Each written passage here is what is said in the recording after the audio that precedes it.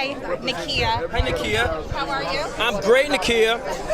Okay, say my name one more time. I'm great, Nakia. What's my name? Nakia. Oh, wait. Hey.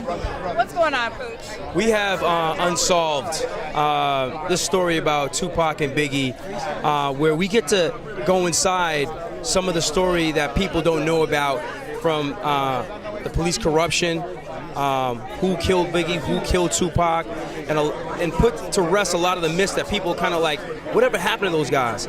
And for me, I grew up, listened to them, and for me, I never knew. Tupac was still alive, and, Suge had something to do with it, Puffy had something to do with it. And to be able to be on the inside and get to work with these actors and to see what their story really was, it's fascinating. I think that the crowd's going to be really excited. I play Frank Alexander, Tupac's best friend and bodyguard, and even himself was just like, yo, man, like, my best friend got killed, and it was on my watch. So it really affected Frank heavily. And Frank had recently died. A lot of people thought he killed himself, but he died of natural causes. Pac was one of my favorite rappers, and I follow you on the gram, so I know you. Yo, I am Pooch on Instagram. I'm an East Coast kid. I mean, Mark Rose, who plays Tupac, he's an East Coast kid. But, we had to bring that West Coast to life. And, for me as an actor, this is my second real-life character that I got to play. I played Muhammad Ali in the movie Chuck, and then playing Frank Alexander in this controversial, epic, story of Tupac and Biggie.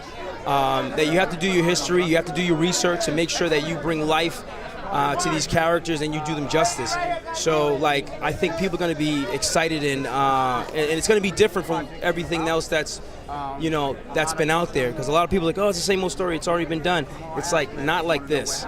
So we'll get to see a lot of, during that time with Tupac, with the police and the corruption and certain police officers working with Suge Knight and stuff like that. So it's one of those things to where in that era, these two iconic rappers caught a bad break and just got, misjudged. And, we get to see something to where people will be like, oh my God, they really were friends. The beef, the East Coast, West Coast beef is not necessarily because of them.